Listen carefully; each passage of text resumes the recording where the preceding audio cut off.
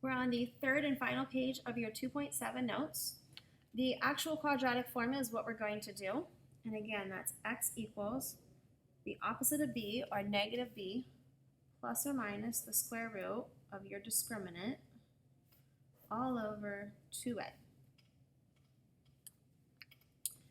If you need to, mark up your a, b, and c. A is 1, b is negative 3, c is negative 10, and go to town to get your solutions.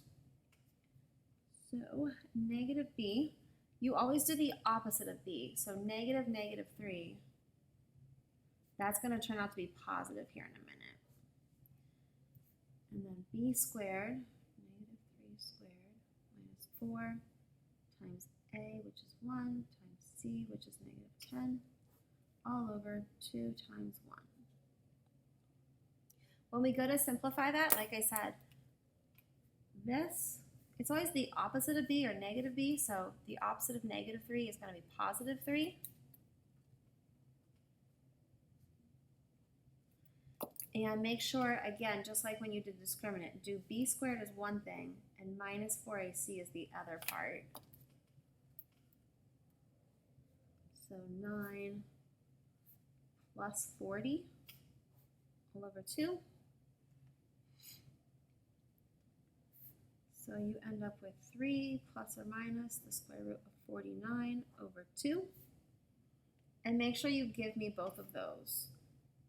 So if we do 3 plus, and again the square root of 49 is 7 over 2. Do the top as a whole thing. 3 plus 7 is 10. 10 over 2 is 5. And then this plus or minus means you've got to do 3 plus 7 as well as 3 minus 7 over 2, which is negative 4 over 2, so negative 2. So to answer this, our solutions are 5 and negative 2.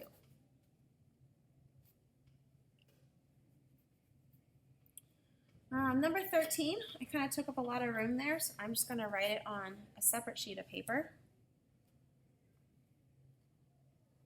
Number 13 says 3x squared plus 1x minus 2 equals 0. So the opposite, negative b, be negative 1 plus or minus the square root of b squared minus 4a and c is negative 2 all over 2 times a, which is 3. Check that, make sure it matches. And again, b squared is a thing, minus 4ac is your other part.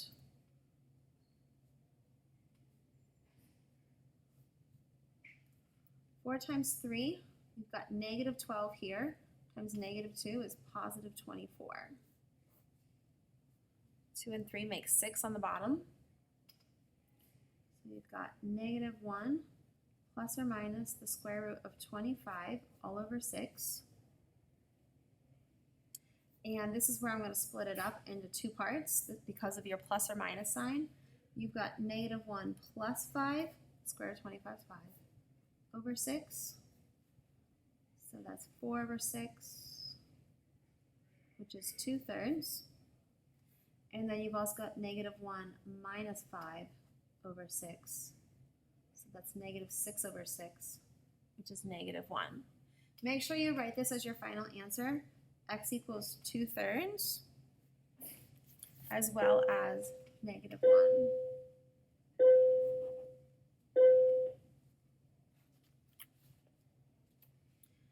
Number 14. I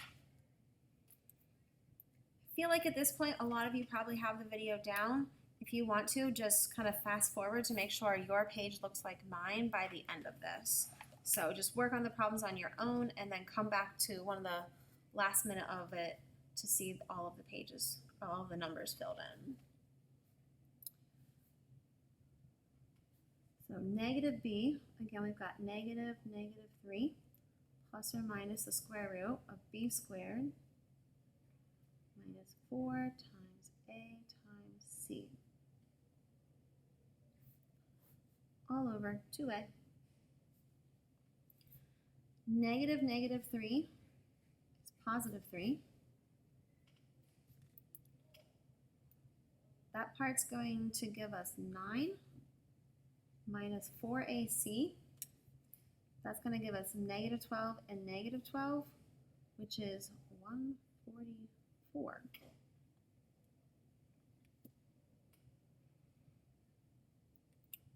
Okay.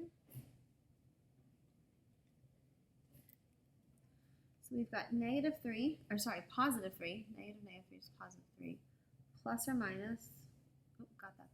The square root of 9 plus 144 all over 6.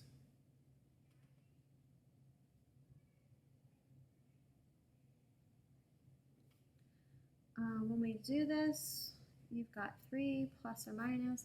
9 and 144 is going to make 154 inside your radical over 6. And then this is where some of us might need to bust out your calculator here to find some factors, because 154 is a pretty big number there. I'm sorry, 153. How about that? 153.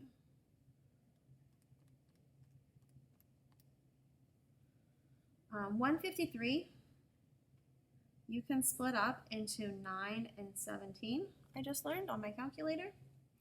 Again, try a bunch of things. It's a big number, so there's a good chance something does. 9 is going to become 3 and 3. So this becomes 3 plus or minus. You bring out a 3, keep the radical 17, all over 6.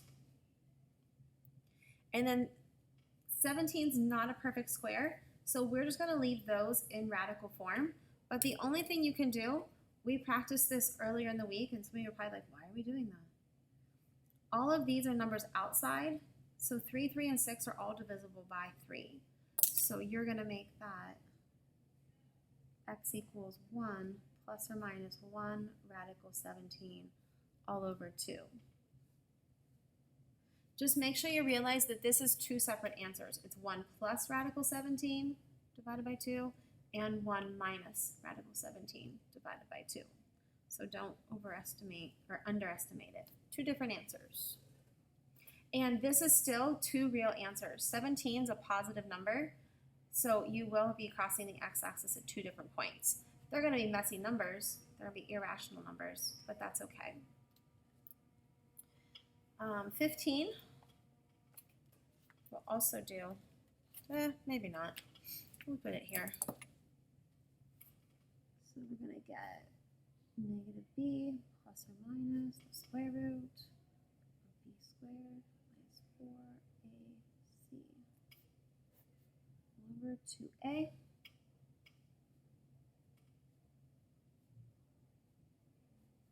That ends up being 4 plus 20 all over 2. So this is negative 2 plus or minus the square root of 24 over 2. You cannot leave 24. 24 you can break down.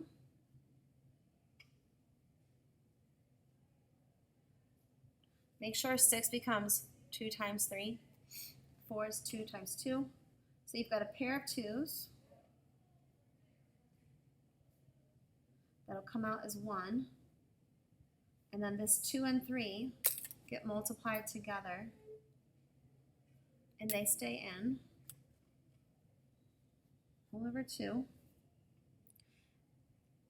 And then your last step, again, all of these 2's are of course divisible by 2. So simplify that. Negative 1 plus or minus 1 radical 6 over 1. And then honestly, these 1's are not necessary. Multiplying by 1, you don't need to show it. Dividing by 1, you also don't need to show it. So the easiest way to write it is negative 1 plus or minus the square root of 6.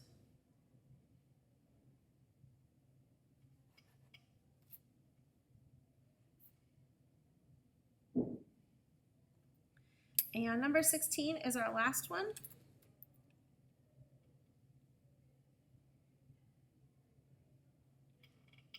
I was just looking here. I was quiet because I was looking at the completed notes. If you look at the completed notes on number 15, they for some reason have A being 2. A is only 1, so you should not have, the completed notes have a 4 here for your denominator the whole way down, and then they end in a 2, but that's not right. So just be careful there. And number 16. 16, you should definitely do this one. Put a star beside it. This is one that you did not have as a freshman. Well, you did, but we ended it very differently. So negative b plus or minus the square root of b squared minus 4 times a times c all over 2a. So negative 5 plus or minus. And what you end up with here is 25 minus 72. We do 25 minus 72, you're going to get negative 47. Oh, and a is 2 here. So we've got negative 5 plus or minus the square root of negative 47 over 4. In Algebra 2, or Algebra 1, we just said there's no real solutions. And we were not wrong. So there are no real solutions. But we are going to take it one step further in Algebra 2 here. You have a negative. That means you can pull out an imaginary number.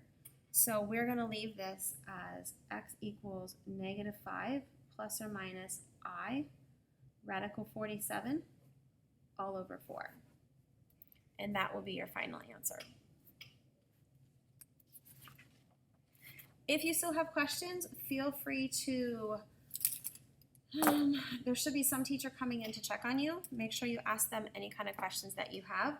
You are expected to have understood this at this point. If you don't, find a teacher who can help you.